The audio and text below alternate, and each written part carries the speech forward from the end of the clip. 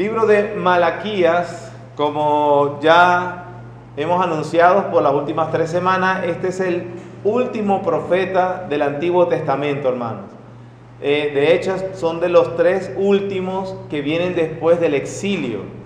Ustedes recuerdan el exilio babilónico, el regreso después de los 70 años, y durante ese periodo, o luego de ese regreso de los judíos, el Señor entonces envía a 3 mensajeros en este periodo especial post-exílico, que son Ageo, Zacarías y Malaquías el último. Cuando uno lee Romanos capítulo 9 y Pablo está exponiendo su posición sobre el rechazo de Dios de Israel y que le provoca a celos con un pueblo que no es pueblo, citando a Oseas, Pablo cita unas palabras de Isaías 65:2, repetido varias veces en el Nuevo Testamento, que dice: todo el tiempo extendí mis manos a un pueblo rebelde y contradictor. Entonces, una de las definiciones de este pueblo, y una de las definiciones a veces que se puede dar sobre nosotros, es constantemente rebelde y contradictor. La palabra contradictor en griego que se utiliza es antilego, que significa alguien que contradice una orden, o alguien que siempre tiene algo que decir. ¿No? ¿Usted ha conocido a esa persona? O sea, nunca admite, replica. O cuando tenemos un hijo, los que tenemos hijos que ya están pasando por un periodo que están más crecidos, los niños más pequeños, por lo general son más obedientes. Bueno, sí, los hemos enseñado a ser obedientes. Pero a medida que van creciendo comienzan a verse más evidentes. No que los pequeños no tienen la rebeldía, pero a medida que van creciendo se ponen es más evidente su contradicción. Y todo es ¿por qué? ¿Y cuándo dijiste eso? ¿Y por qué vas a hacer eso? ¿Y por qué me vas a castigar? ¿Y por qué no puedo tomar eso? ¿Y por qué? O sea, es replicón, porque bueno, no voy a decir lo que me provoca, ¿verdad? Pero todos los padres me entienden perfectamente lo que provoca hacerle a un hijo que contradice, que replica todo, el replicón. Bueno, en el libro de Malaquías, básicamente se expone a este pueblo como un replicón. Vean 6 veces. Vamos a verlo de manera general y rápida. Malaquías, cómo este pueblo replicaba. Versículo 2 de capítulo 1 de Malaquías. Dice Dios: yo os he amado, dice Jehová. Y dijiste, ¿en qué nos amaste? Ya está replicando. Dios dice, yo los amo. ¿Y en qué nos has amado? Vean el capítulo 1, versículo 6. El hijo honra al padre y el siervo a su señor.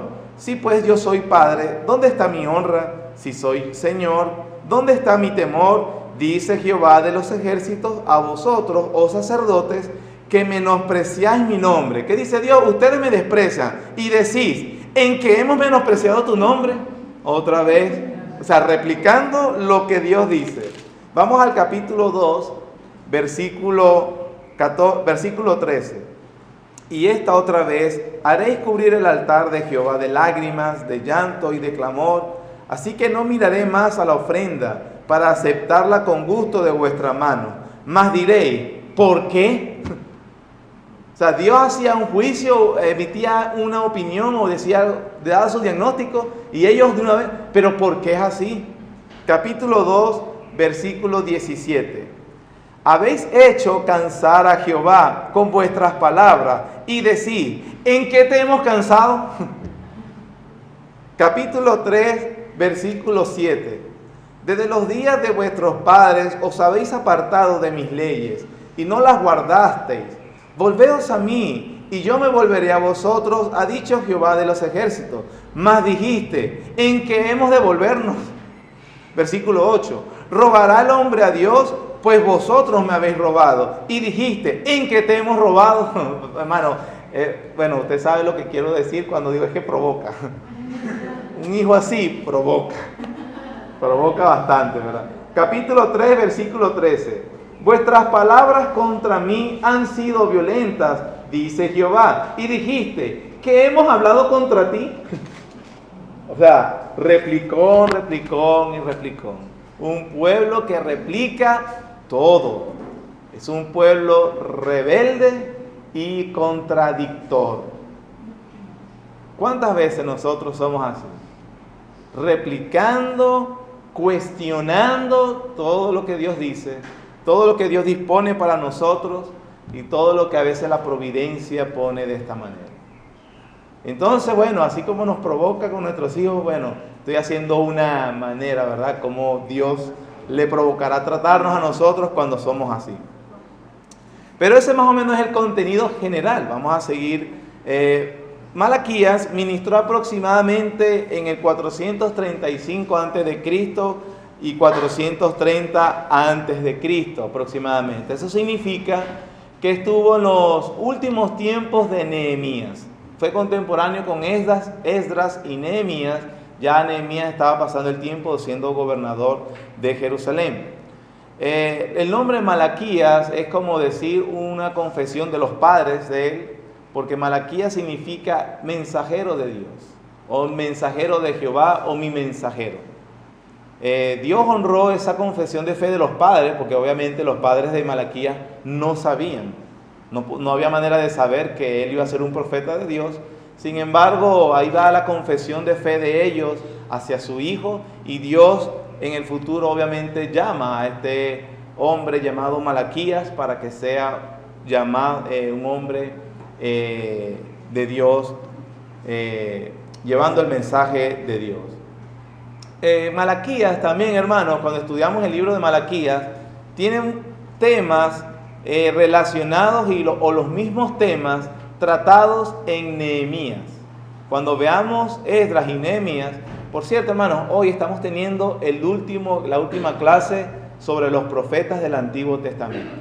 Podemos decir, hermanos, de todo corazón, el pastor David y mi persona, con la ayuda del Señor, hemos explicado todos los profetas del Antiguo Testamento.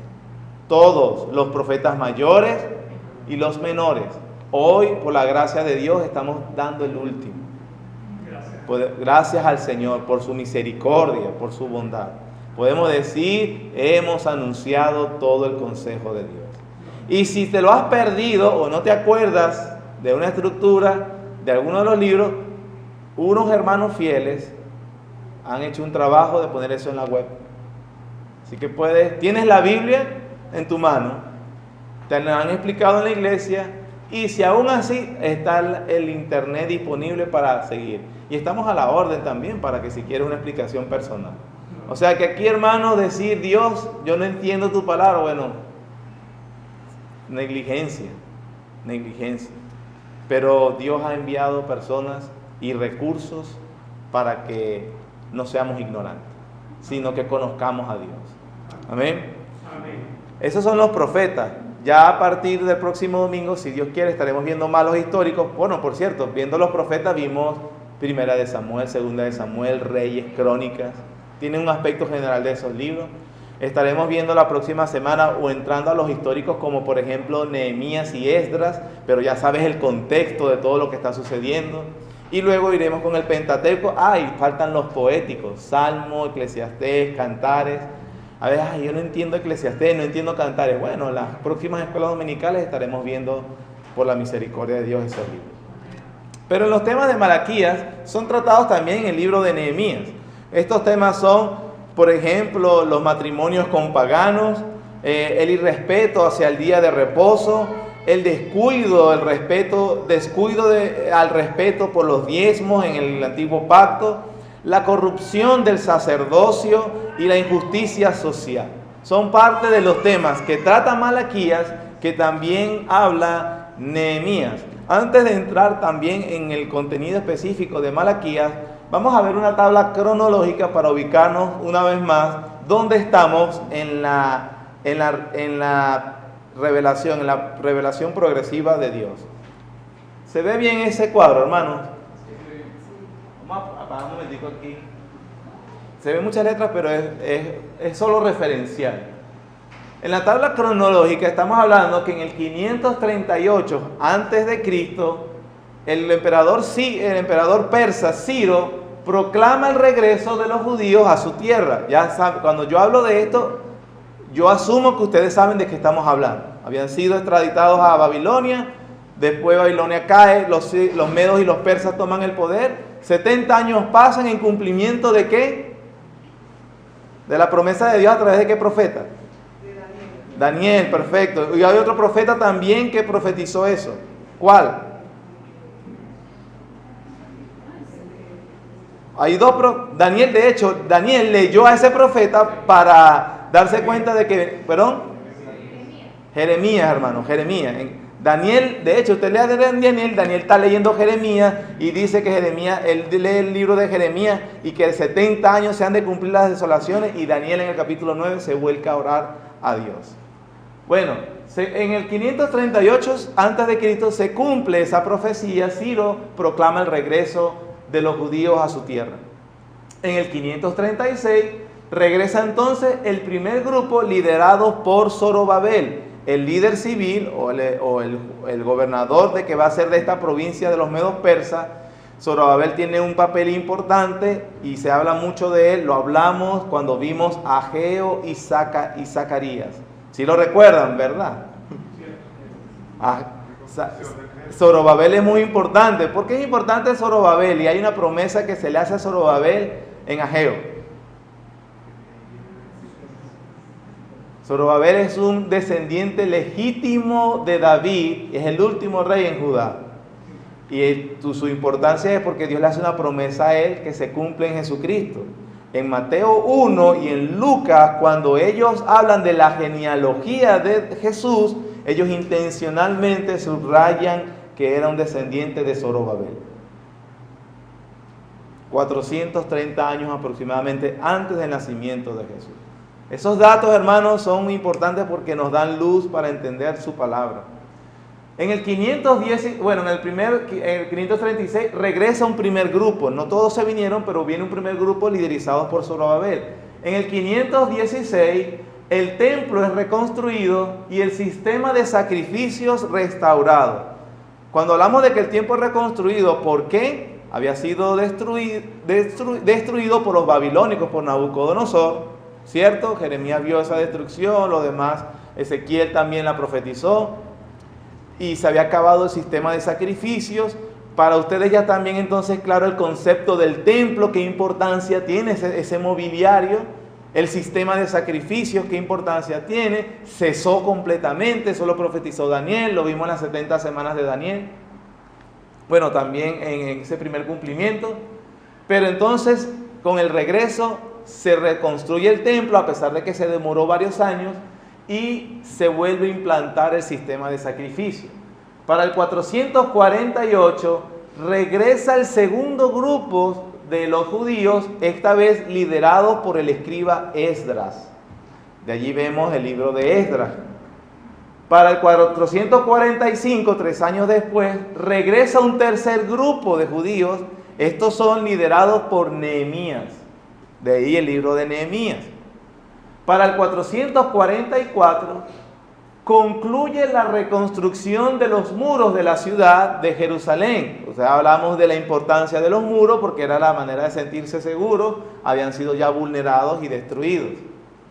Para el 433 a.C., Nehemías regresa temporalmente a Susa, capital del imperio medo-persa. Recuerden que Nehemías es un oficial de Artajerjes, el rey persa. Y Artajerjes les da un permiso. Observen que cuando Nehemías regresa en el 445, le da un permiso de 12 años. Él le dice, ¿cuánto tiempo te vas a ausentar? Y él le dice, tanto. Él le da el permiso, va por 12 años a Jerusalén, se cumplen los 12 años y él regresa. Ese regreso de él está ubicado en Nehemías capítulo 2. Y es en ese regreso, en esa ausencia de que Nehemías está en Jerusalén y se devuelve hacia Susa, entonces entre 432 y 425, Malaquías profetiza durante la ausencia de Nehemías. Ese es más o menos el cuadro que tenemos acá, el cuadro cronológico.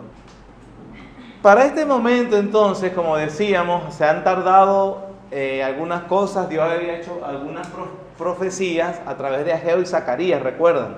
Les prometía, ellos habían, en ese periodo del regreso, en la reconstrucción del templo, cuando ellos vieron los obstáculos, ellos cesaron de reconstruir, se desanimaron convenientemente, porque sus propias casas sí las construían. Pero entonces también Dios les había prometido, ese templo va a ser más glorioso que el primero. Y nosotros sabemos que el primero que construyó Salomón, una de sus cosas era que era un monumento para la época y era glorioso, y simbolizaba el poderío de Israel para aquel entonces. Pero Dios le dice, sigan construyendo, que ese va a ser más glorioso. Pero entonces el tiempo ha pasado, han pasado unos 40 años de esa profecía de Ageo, de Zacarías, que vendría el Mesías, y la verdad es que no se ha cumplido nada de eso, y no se ve esa gloria por ningún lado. Entonces el pueblo comenzó a desanimarse y a ver totalmente con mucha frialdad ese regreso también. Un autor dice de lo siguiente: 2 profetas, Ageo y Zacarías, habían prometido que el templo superaría el de Salomón. Eso está en Ageo 2, 1 al 9. El pueblo concluyó que la única manera de que esto ocurriría es si el Mesías mismo venía y hacía el templo glorioso con su presencia. Los años pasaron y el pueblo no vio nada que se pareciera al cumplimiento de las profecías de Ageo y Zacarías. Entonces a este pueblo, que por cierto es una segunda ya generación, son los hijos crecidos del regreso, está bastante frío y apático con serle fiel a Dios. Entonces el primer punto que vemos, hermanos, el pueblo contradice el amor de Dios.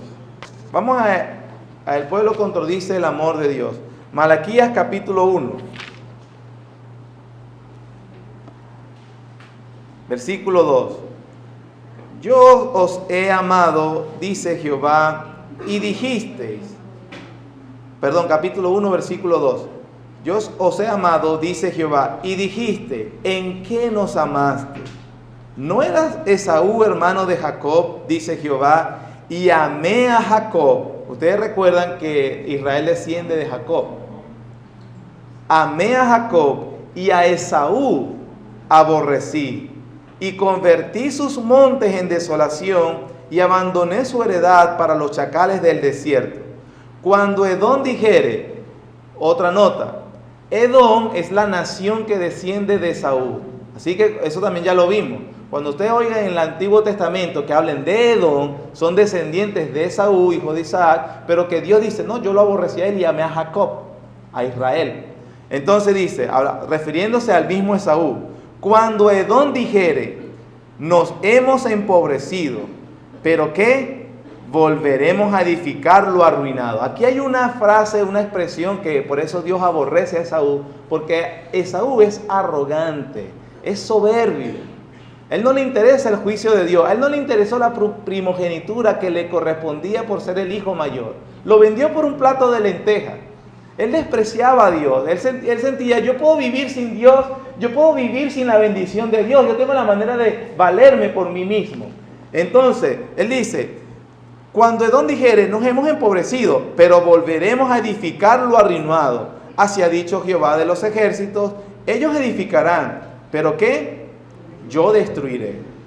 Y les llamarán territorio de impiedad y pueblo contra el cual Jehová está indignado, ¿qué? Para siempre. Vuestros ojos lo verán y diréis, sea Jehová engrandecido más allá de los límites de Israel. Edom entonces representa esa soberbia que no le interesa la bendición de Dios y que menosprecia a Dios. Pero Dios dice, pero yo he mostrado mi indignidad contra ellos siempre. Ahora, ¿por qué? Porque Edom dice, fue destruido y él dice, pues voy a volver a edificar. Y Dios le dice, no, yo no lo voy a dejar edificarse de nuevo. Sin embargo, ustedes fueron destruidos también, ¿cierto? Estamos en época posexílica. Pero ¿qué están haciendo en este momento? Reconstruyendo la ciudad. Se están volviendo a edificar. Dios les está diciendo, y eso por el pacto que hice con Abraham y Isaac. Dios le dice, yo soy un Dios de pacto que recuerda mis promesas. Y el hecho de que ustedes estén regresando para reconstruir la ciudad es la demostración más evidente de mi amor por Jacob, de mi amor por ustedes. Pero el pueblo, como las cosas no eran como a ellos les parecía, recuerden que hay dificultades, hay circunstancias fuertes, lo primero que hacen las personas cuando las cosas no suceden como ellos quieren, cuestionan el amor de Dios. Cuestionamos el amor de Dios. Hay unos versículos que a la gente le gusta decir de memoria. Cuando dice en Romanos 8, a partir del 33, por lo cual dice, ni la muerte, ni la vida, por lo cual estoy seguro que ni la muerte, ni la vida, ni ángeles, ni principados, ni la muerte, ni lo porvenir, ni nada, ninguna cosa creada que nos podrá separar del amor de Dios que es en Cristo Jesús. A los cristianos les gusta repetir mucho ese versículo porque obviamente habla de la seguridad que tiene el creyente en el amor de Dios. Eso es verdad y es muy bueno que lo recordemos. Pero ¿en qué contexto Pablo dice eso? Es en el contexto de Romanos 8 que se ha puesto a decir sobre la lucha de la carne y el espíritu. Y Pablo le está enseñando a los de Roma las dificultades que vendrán por ser cristianos. Inclusive le dice, las aflicciones del tiempo presente. Nosotros somos despreciados, nosotros vamos a tener persecución, nosotros vamos a tener dolores. Eso es lo que dice el capítulo 8, hermanos, de Romanos. Y allí Pablo dice, pero no nos amedrentamos porque estamos seguros en el amor de Dios. Pero entonces, los cristianos, por lo general, somos como el pueblo de Israel que está profetizando Malaquías. No, las cosas no están tan bien. Y dijiste, ¿en qué me has amado si mira cómo está el dólar? ¿En qué me has amado si no consigo harina? ¿En qué me has amado? Pueblo rebelde y contradictor que cuestiona la integridad del amor de Dios. Hay que tener cuidado. Ellos entonces convirtieron en la religión verdadera en una religión laxa. Era apática, indiferente. Había formalismo, pero era hipócrita, hermano. Ellos estaban ahí, sacrificando en el templo, trayendo las cosas, haciendo lo que la ley decía, pero de manera fría. Hermano, el libro de Malaquías, y déjame decirle esto, es un libro peligroso. Peligroso para la iglesia. ¿Por qué? Hasta el momento, con respecto a las profecías, todos los profetas, es fácil identificar que Dios tiene un remanente y unos impíos de los cuales Él se va a vengar. Por lo general, bueno, los del pueblo de Dios y los que no son del pueblo de Dios. Los del pueblo de Dios van al templo, aman a Dios, aman la ley, están haciendo las cosas que deben hacer. Los que no aman a Dios rechazan eso. Entonces es como más claro identificarlo. El libro de Malaquías cambia el panorama. Y por eso lo digo, hermano, fue peligroso para Israel, peligroso para la iglesia de hoy. Porque el libro de Malaquías es una exhortación y un llamado de Dios. Y ya no se refiere a los que están afuera, sino adentro. Y dice, tu religión es hipócrita, es falsa, es fría, es indiferente, es apática. Y Dios dice, no son mi pueblo. Ya no es un contraste entre los que no están y están, sino que dentro del pueblo hay gente que no es del pueblo. Hermano, yo de verdad preparando esta clase pensaba, en primer lugar es mi deber en mi persona, comparándome a lo que Dios dice. Pero al mismo tiempo con todo pensaba y oraba con todos los que vienen regularmente. ¿A cuántos de nosotros se referirán estas advertencias? Porque ustedes van a ver, había los que asisten, los que están, pero no están. Y Dios dice, no son mi pueblo y yo los voy a juzgar. Es decir, no había una religión de corazón. Aquí entonces vamos a un nivel más alto, o Dios lleva a su pueblo a un nivel más alto. No solo es hacer lo que corresponde hacer, sino hacerlo de corazón, hacerlo de gusto, con ganas, para Dios, para Dios. Alguien dijo que este libro puede ser titulado como El hombre es capaz de contradecir a Dios mientras alega adorar a Dios. Porque ellos contradecían a Dios mientras lo estaban adorando. Y era como que, pero ¿qué más pides? ¿De qué más te quejas? Ya no estoy haciendo lo que tengo que hacer. Y Dios dice, no. Nosotros me cuestionan todo. Y ellos lo estaban contradiciendo. El segundo punto que podemos ver de Nehemías es que los sacerdotes inclusive contradecían el honor de Dios. Aquí hay que tener un cuidado, porque en este momento de esta dispensación, del antiguo pacto, los sacerdotes correspondían a esos hombres elegidos por Dios para ayudar al pueblo a entender la ley. Hoy en día usted puede decir, no, eso tiene que ver con los pastores. Es verdad. Por supuesto, habla mucho sobre la responsabilidad pastoral sobre la iglesia. Pero hay otra verdad que usted no debe ignorar. La Biblia habla del sacerdocio universal. Es decir, que su pueblo todo funciona como sacerdote de Cristo. Entonces, un mensaje para todos nosotros. Para todos. Y entonces él dice, los sacerdotes contradecían el honor de Dios. Versículo 6, capítulo 1. El hijo honra al padre, el siervo a su señor. Si pues yo soy padre, ¿dónde está mi honra? Si soy señor, ¿dónde está mi temor? Dice Jehová de los ejércitos. A vosotros, oh sacerdotes, que menospreciáis mi nombre. Y decís, ¿en qué hemos menospreciado tu nombre? Versículo 7. En que ofrecéis sobre mi altar pan inmundo. Y dijiste, en que te hemos deshonrado, en que pensáis que la mesa de Jehová es despreciable. Y cuando ofrecéis el animal ciego para el sacrificio, no es malo. Asimismo, cuando ofrecéis el cojo o el enfermo, no es malo. Preséntalo pues a tu príncipe. ¿Acaso se agradará de ti o le serás acepto? Dice Jehová de los ejércitos. Estaba buscando un ejemplo de la vida cotidiana, pero bueno, pensé que se iban a quedar cortos. Pero es básicamente cuando el reclamo de Dios, que es bien claro, es acerca de cuando tú te vas a presentar, tienes una cita o tienes una reunión, un compromiso que para ti es muy importante.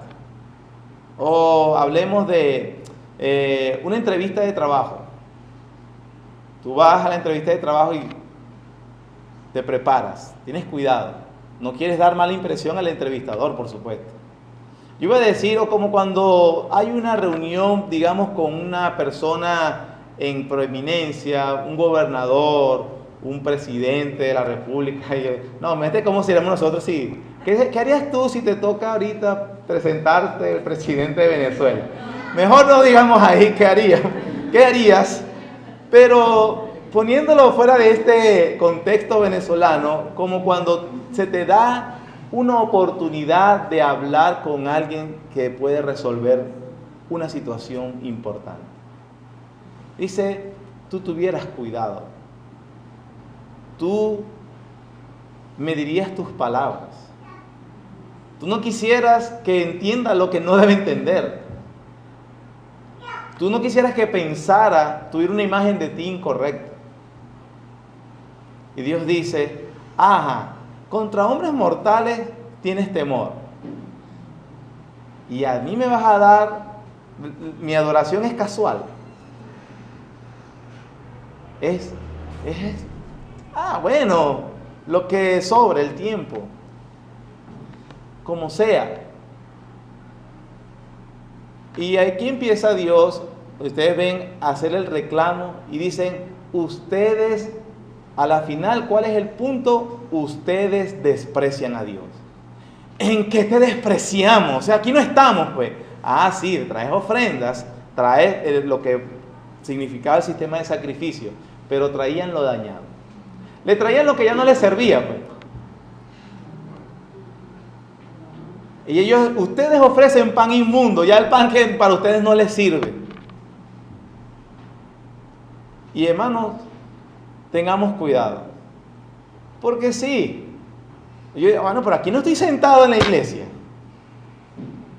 Pero ¿cuál es la actitud? Mire, hay personas, hermanos, están porque tienen que estar. Porque usted les puede ver que buscan la más mínima excusa para no asistir a la iglesia. La más mínima. Para no asistir un miércoles. Para no tener que orar. Para no tener que leer la Biblia. Miren cuál era la actitud de estos hombres. Versículo 12 del capítulo 1.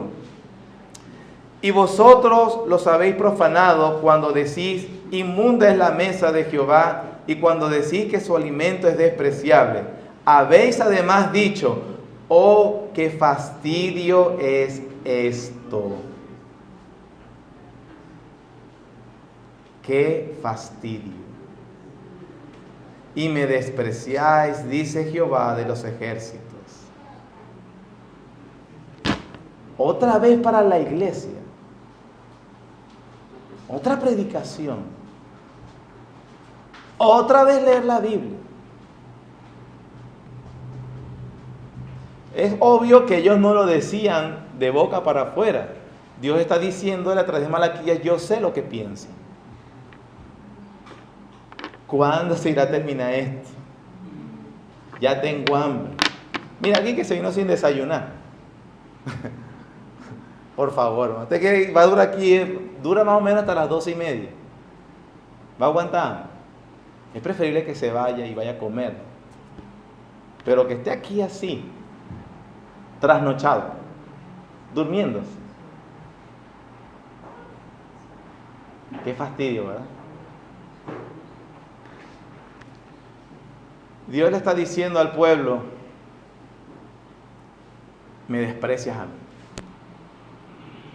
Es un desprecio hacia Dios. Vamos a ir avanzando. El tercer punto. El pueblo contradice el diseño de Dios para el matrimonio. Capítulo 2, versículo 11 antes de ir a este punto, disculpen, una de las cosas que Dios les reclama a los sacerdotes y que debe ser el criterio por el cual nosotros debemos evaluar a los hombres de Dios. Versículo 4. Capítulo 2, versículo 4. Sabréis que yo os envié este mandamiento para que fuese mi pacto con Leví, ha dicho Jehová de los ejércitos. Como el reclamo, la advertencia a sacerdotes, quienes representaban el sacerdocio de Leví, Dios les está diciendo, ustedes no son lo que era Leví, o como yo establecí el pacto de Leví. Versículo 5. Mi pacto con él fue de vida y de paz, las cuales yo le di para que me temiera, y tuvo temor de mí, y delante de mí estuvo ¿qué? Humillado. La ley de verdad estuvo en su boca, e iniquidad no fue hallada en sus labios. En paz y en justicia anduvo conmigo, a muchos hizo apartar de la iniquidad, porque los labios del sacerdote han de guardar la sabiduría, y de su boca el pueblo ¿qué? Buscará la ley, porque mensajero es de Jehová de los ejércitos. Ese es el criterio, hermanos, para evaluar verdaderamente a personas que deben ser reconocidos como mensajeros de Dios. Es una persona que cuando enseña o cuando se le pregunta, esa persona tiene la ley de Dios en su boca. Esa persona enseña conforme a las Escrituras. Esa persona no le interesan las opiniones de las encuestas, de las preferencias, de las masas, no es un populista, no, esa persona es una persona que opina según lo que dice Dios, a la ley y al testimonio. Si no dice conforme a esto, es porque no les ha amanecido. Al mismo Isaías le dice, no consultará el pueblo a su Dios, consultará a los muertos por los vivos. Entonces, el punto aquí es que debe ser alguien que conoce la palabra de Dios y que enseña la palabra de Dios. De otra manera, no puede ser reconocido como alguien que viene de parte de Dios. El ejemplo de un sacerdocio correcto es Esdras. Vamos sin perder Malaquías 2, Esdras capítulo 7. Esdras capítulo 7. Esdras se encuentra después de Segunda de Crónicas. Esdras capítulo 7, versículo 6, dice: este Esdras subió de Babilonia. Era escriba, ¿qué, hermanos? Diligente en la ley de Moisés, que Jehová, Dios de Israel, había dado, y le concedió el rey todo lo que le pidió, porque la mano de Jehová, su Dios, estaba sobre Esdras. Hermano, ¿tú quieres la mano de Dios sobre tu vida, sobre tu familia? Bueno, Esdras la tenía, y dice la Biblia, porque él era diligente. ¿En qué era diligente? En aprender la palabra de Dios. Aprender la palabra de Dios. Capítulo 7 de Esdras, el mismo versículo 10. Porque Esdras había preparado su corazón para inquirir la ley de Jehová y para cumplirla y para enseñar en Israel sus estatutos y decretos. Ese era el modelo, es el modelo. Y ahí estuvo la mano de Dios. Lo que me puede decir a mí sin temor a equivocarme es que una persona que no esté así no tiene la mano de Dios. No la tiene, no tiene el favor de Dios, es su enemigo. Es su enemigo. Continuamos. El pueblo contradice el diseño de Dios para el matrimonio porque comenzó a casarse con mujeres extranjeras que no eran del pueblo de Israel. Una cosa que Dios había prohibido en Deuteronomio capítulo 7 y también que Israel sabía que eso fue lo que desvió a Salomón y lo que después a los reyes antes del exilio precisamente les provocó la ira de Dios. Habían estado relacionándose, afiliándose con personas fuera del pacto, y esas personas fuera del pacto los llevaron a adorar a dioses ajenos, a alejarlos de la religión verdadera. Por lo tanto, el juicio de Dios vino duramente. Esto en la Biblia, en el Nuevo Testamento, se hace eco de este principio. Y la Biblia dice: no unáis en yugo desigual con los incrédulos. No unáis. Y esto lo digo para los solteros que están entre nosotros. Miren, hermanita joven, podrá ser muy buen mozo, podrá tener dinero, podrá ser muy pavo, podrá tener tatuajes sensuales, podrá ser musculoso, con el respeto que se merecen. Por lo general son unos bobolongos, pero a las muchachitas les gusta eso. Un tonto, inmaduro, metrosexual, narcisista, que piensa puro en rumbear. Dios, te va a ir mal, muy mal, muy mal. Te digo, si obviamente estás pensando en algún día casarte, si es que te quieres casar, si eres cristiana. Al joven también, hermano, podrá ser que la muchacha incrédula sea muy sensual, se vista de una manera, es una impía, te va a dar dolor de cabeza. Podrá tener el cabello más bonito, podrá hacer lo que sea, es una impía. Y como impía, tiene la ira de Dios sobre su cabeza. Y si tú te asocias con ella, tú vas a llevarla también. Pastor, y yo vine al cristiano, yo he venido al evangelio, estoy casado, estoy casada, y mi esposo no es cristiano. Pablo nos dice eso en Corintios 7, me separo. Si el incrédulo todavía quiere permanecer la unión y te respeta, tranquilo, es una misericordia de Dios.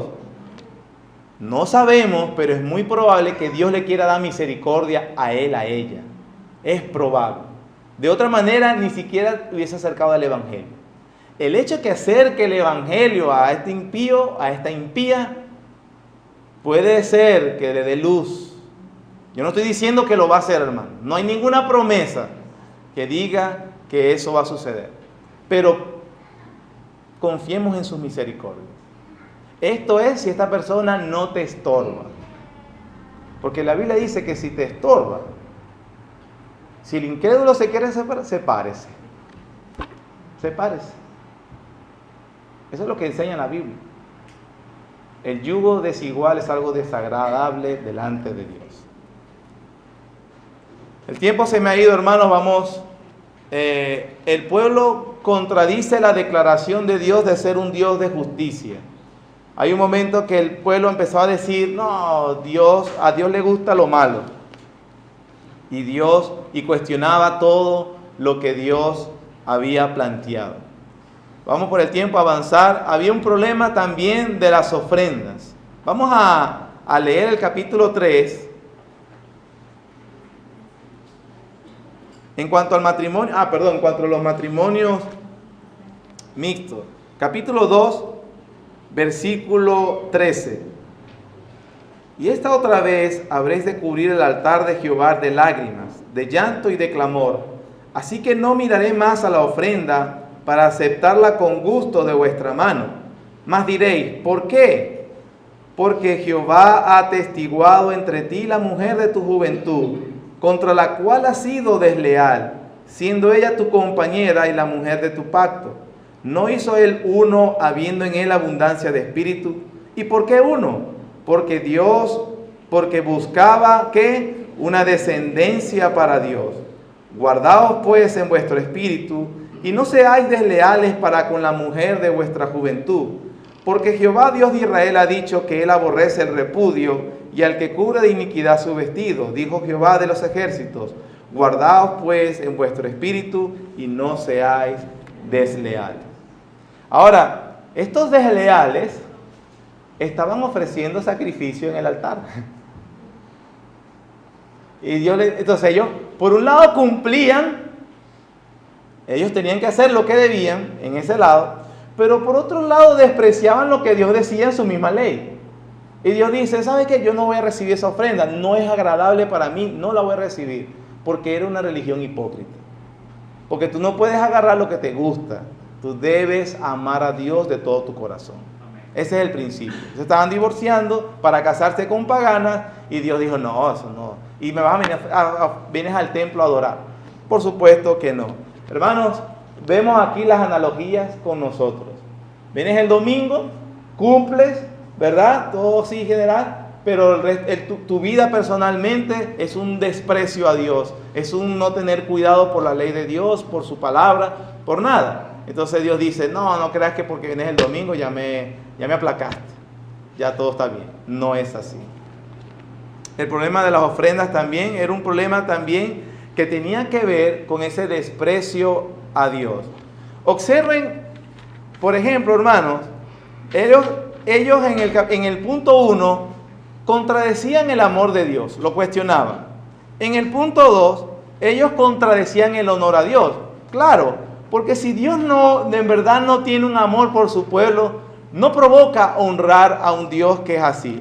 En el punto 3, ellos violaban y contradecían el diseño de Dios para el matrimonio. Es decir, a un Dios que nos provoca honrar, mucho menos sus instituciones tampoco hay que honrar. En el punto 4, contradecían a Dios por su justicia. Ellos cuestionaban el proceder de Dios.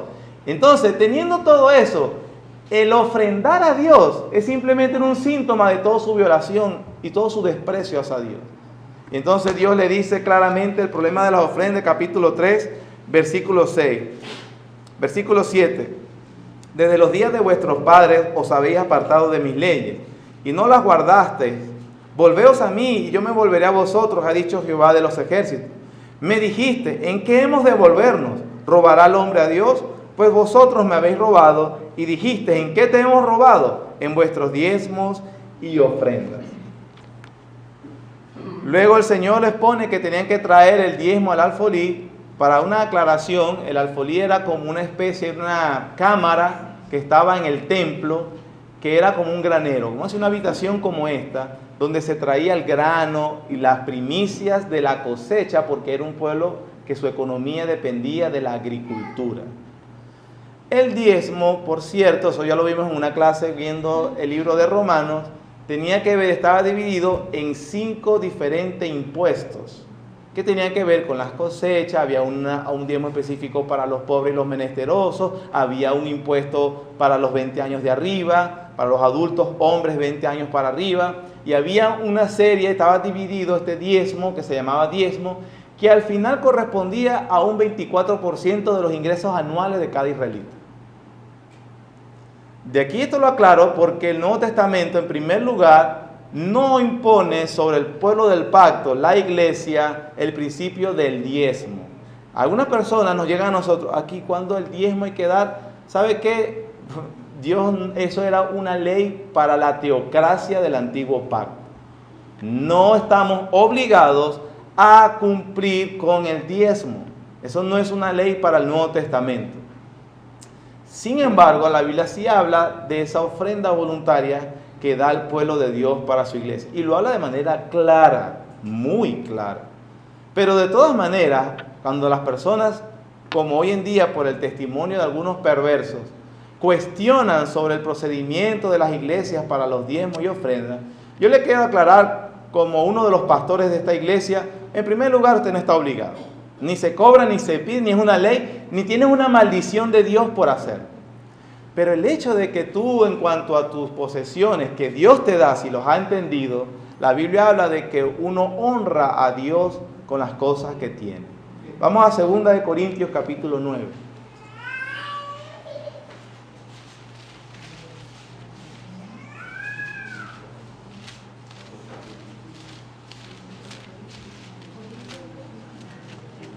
Segunda carta a los Corintios capítulo 9.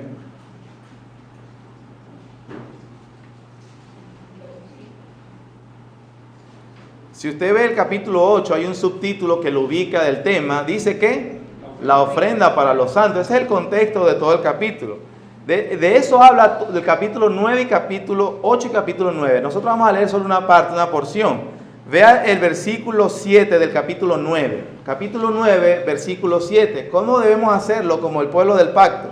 Versículo 7. Cada uno de cómo propuso.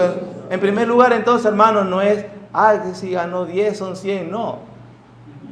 No, acabo de decir que es una ley para el antiguo pacto, no para el pueblo del nuevo pacto, la iglesia. Cada uno de como propuso en su corazón, no con tristeza ni por necesidad. O sea, no hay que, es que si yo no doy me maldice Dios. No es la necesidad de buscar la bendición de Dios. Ya la bendición de Dios la tenemos, Cristo. Ni por necesidad, porque Dios ama al dador alegre. Y poderoso es Dios para hacer que abunde en vosotros toda gracia, a fin de que, teniendo siempre en todas las cosas lo suficiente, abundéis. ¿Para qué, hermanos? ¿Cuál es el principio que debe entender un cristiano hoy? Sí, que el Señor, que es poderoso para proveerte y que tengas suficiente para todo, cuando Dios te bendice en reconocimiento, abunda para toda buena obra. O sea, Dios me bendice, me da lo suficiente para que yo abunde en buena obra, que es en el ayudar a los demás. Versículo 9. Como está escrito, repartió, dio a los pobres, su justicia permanece para siempre. Y el que da semilla al que siembra y pan al que come, proveerá y multiplicará vuestra sementera y aumentará los frutos de vuestra justicia. Esta parte nos gusta bastante, hermano, porque es como una promesa de Pablo diciendo que Dios va a aumentar y enriquecernos. Uy, eso me gusta.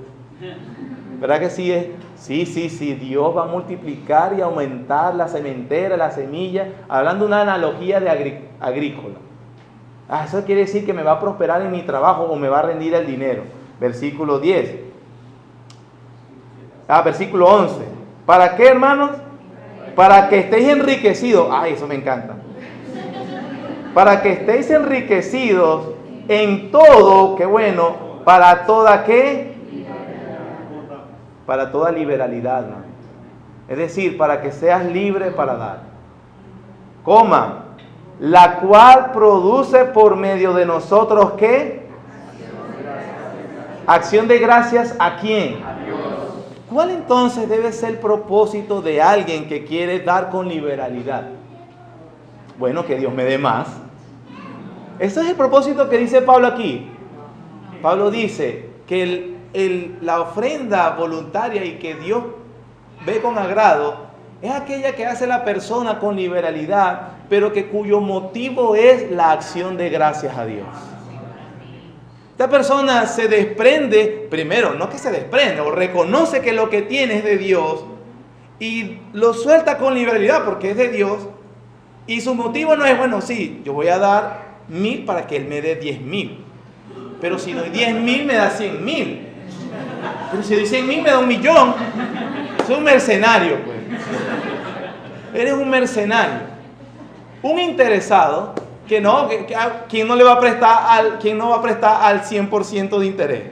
Tome, me lo va a pagar doble, tome. Yo también le doy con liberalidad, hermano. Este es un negocio que no quiebra nunca. Pero Dios dice, eso no es así. En algunas iglesias se dice, ¿quieres salir de la pobreza? ¿Quieres que Dios te prospere el negocio? ¿Quieres que usted, bueno, invierta bien para que Dios le dé? Manipuladores, ladrones. Eso es mentira, eso es falso. Y si usted lo hizo, usted pactó, lo robaron. Lo robaron. Porque Dios no promete eso.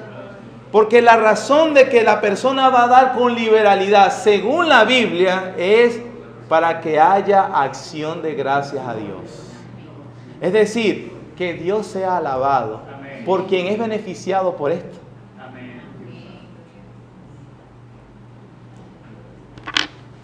Esa es la razón. Y si usted no tiene esa motivación, no lo haga. No lo haga. No dé. No dé. Dios no lo necesita. Ahora, los cristianos sí queremos que Dios sea alabado. Pero siga leyendo. Versículo 11. Para que estéis enriquecidos en todo, para toda liberalidad, la cual produce por medio de nosotros acción de gracias a Dios. Porque la administración, pueden sacar a la niña si de todas maneras no pueden calmar. Versículo 12.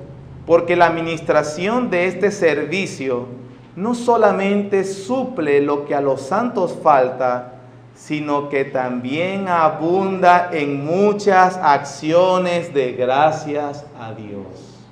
Nuevamente, hermano, lo remarca. ¿Cuál es mi propósito de ser generoso? Que Dios sea alabado. Inclusive va por encima de suplir la necesidad de un hermano. Es bueno suplir la necesidad de un hermano, ¿verdad que sí? Eso es bueno. Dios no está diciendo que es malo, es bueno. Pero a la final no es el objetivo último.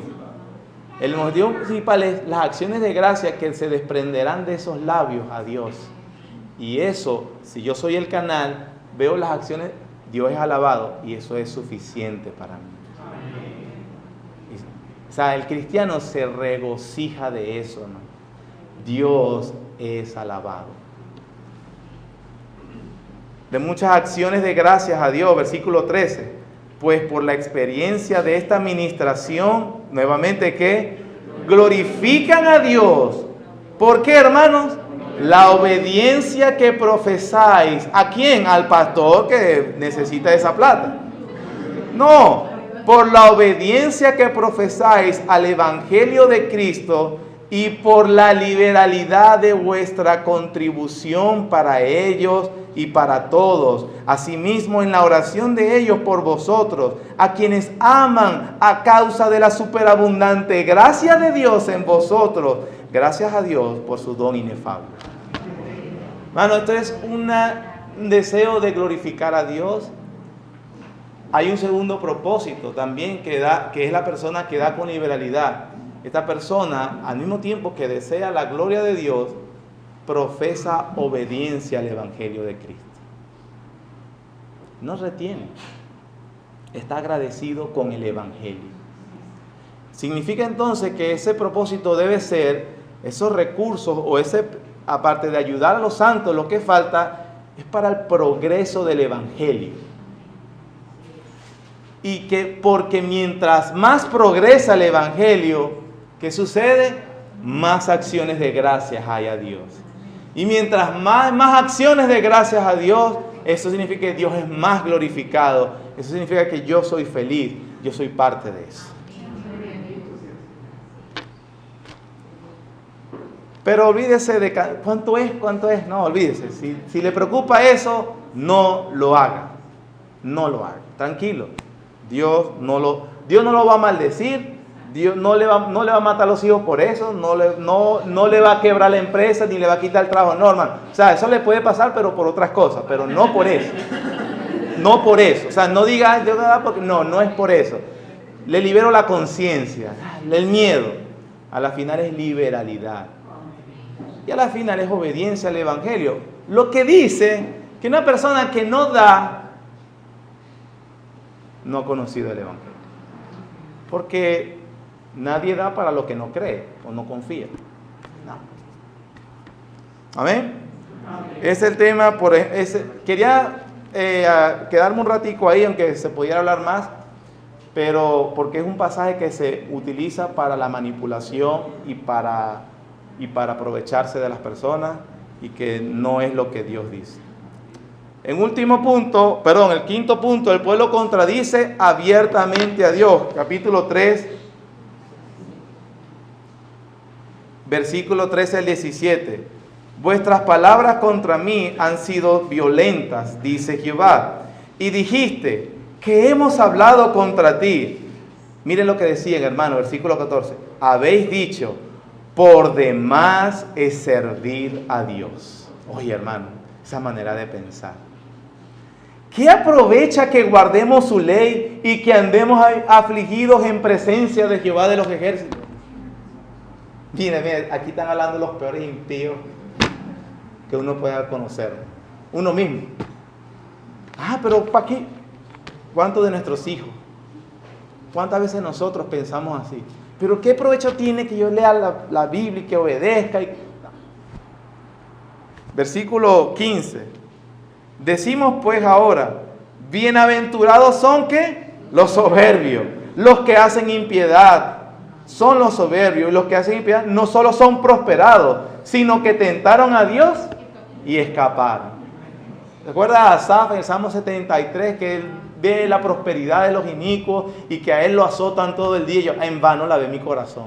No, porque los que están en contra de ti abiertamente les va bien. En esta situación yo veo que el vecino, que es un alcohólico, bebedor, adúltero, cambió de carro, se la pasa viajando, tiene siempre harina, yo le veo las pacas de pasta.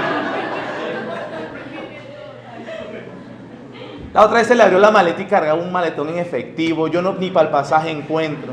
No, es preferible ser como él. Así pensaba este pueblo. Y Dios dice, no. Pero sin embargo, hermanos, el capítulo termina la conclusión con el juicio de Dios que le va a dar sobre ellos, la bendición sobre su pueblo. El versículo 5 es la profecía sobre la vuelta de Elías. El Señor cita este pasaje de Malaquías para hablar de que Juan el Bautista fue su precursor. Aquí vemos también a Cristo entonces predicado y anunciado y la limpieza que Dios va a hacer es sobre una religión hipócrita, que lo que tenemos que tener cuidado, y que Cristo será anunciado por Elías, que es Juan. Pero vamos a quedarnos con estos versículos para hablar del concepto que tiene Dios de su pueblo. Hablamos de que el mensaje es para los que están dentro, pero dentro hay hipócritas y hay verdadero pueblo aún. O sea, ahí todavía Dios va a filtrar eso. Capítulo 3, versículos 17 y 18. Es Dios hablando de su pueblo, el no hipócrita pues, y dice, serán para mí, ¿qué cosa, hermano? Especial tesoro. Ha dicho Jehová de los ejércitos, en el día que yo actúe, los perdonaré, como el hombre que perdona a su hijo que le sirve. Entonces os volveréis y discerniréis la diferencia entre el justo y el malo, entre el que sirve a Dios y el que no le sirve. Hermanos, la evidencia de su pueblo. Que a la final dentro, Dios dice, pero a la fin son evidentes.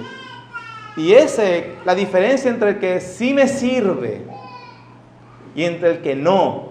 El que está aquí fastidiado, molesto, esperando que pronto se acabe. Hermano, ¿sabes cómo se ve eso? Por ejemplo, en la manera como venimos a la iglesia y cómo vemos el culto. ¿Cómo cantamos? ¿Cómo cantas? El día domingo, por cierto, es el clímax de la adoración que tú le rindes en la semana. Es el clímax. No, yo vine aquí para que me llenen. No. Es aquí para dar, desbordarte de la adoración que le vienes dando a Dios en tu semana. Y es tan apático a veces, pero no es porque el problema es el domingo, ni con lo que se hace en la iglesia, porque, por cierto, hermanos, así como Dios era celoso en su adoración en el antiguo pacto, lo es en el nuevo pacto, y Él establece lo que debe ser la iglesia. Por cierto, que hacemos en el culto lo que la Biblia dice que hay que hacer. Pero no, eso es fastidioso, aburrido, no me gusta. Pero Dios dice, bueno, eso es simplemente la evidencia. Revela cómo es tu día a día. Y en última instancia, revela tu desprecio de Dios. Tu desprecio de Dios. Sin embargo, para aquellos que se pueden contar como el verdadero pueblo de Dios, Dios les dice, son mi especial tesoro. Son mi especial tesoro. Gracias, Señor, por tu bendición. Gracias por tu misericordia. Oh Dios, qué bueno eres. Qué bueno eres al exponernos a tu palabra, Señor. Dios, para hacernos ver el peligro que hay de tener una religión hipócrita, fría, indiferente, laxa, Señor, floja. Oh Dios, qué pecado tan terrible, del cual, Señor, muchas veces he cometido, Dios, o hemos cometido como tu pueblo, Señor. Padre, ayúdanos, porque para muchas cosas mostramos lo mejor de nosotros, toda diligencia, toda fuerza, todo esfuerzo. Pero cuando se trata de servirte, honrarte, Señor, somos muy indiferentes. Padre, ayúdanos, por favor, te lo pedimos. Guárdanos, por favor, de caer o seguir cayendo en ese pecado. Enséñanos a que nosotros tengamos una religión viva, pero esa religión viva procede de conocer al Dios vivo. Ayúdanos, Señor, a conocerlo y a honrarlo adecuadamente. En el nombre de Jesús, tu Hijo amado, Señor, prepara nuestros corazones para la adoración que te debemos dar. Amén.